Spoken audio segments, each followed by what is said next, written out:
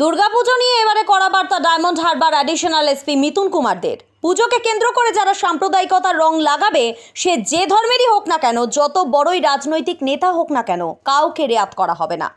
Diamond Harbour পৌরসভার মেঘনা ভবনে দুর্গাপুজো কমিটিগুলোর হাতে রাজ্যের মুখ্যমন্ত্রী মমতা বন্দ্যোপাধ্যায়ের আর্থিক অনুদান তুলে দেওয়া হলো। আর এদিনের এই অনুষ্ঠানে উপস্থিত ছিলেন ডায়মন্ড হারবার পুলিশ জেলার additional police super Mitun Kumar Dey. এদিন দুর্গাপুজো কমিটিগুলিকে পরিষ্কারভাবে তিনি জানিয়ে দিলেন, পুজোতে আনন্দ অবশ্যই করবেন, তবে আপনার আনন্দ যেন নিরানন্দের কারণ না হয়।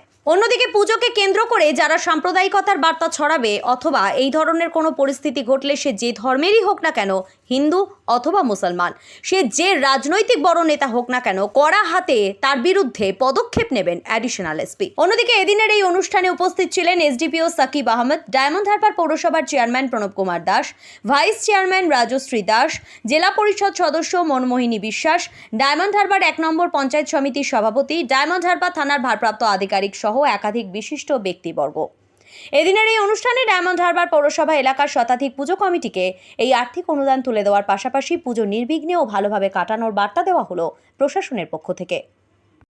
এই সম্প্রীতির বার্তা ছড়িয়ে দেওয়া যায়, ভালোভাবে আর পুজো কাটবো। আমি ডায়মন্ড হারবার বিধানসভায় আমাদের আইসি সাহেব আছেন, আমাদের রবিবাবু আছেন, বা পুলিশ যেমনভাবে আমাদের সাহায্য করে আমরা দেখেছি।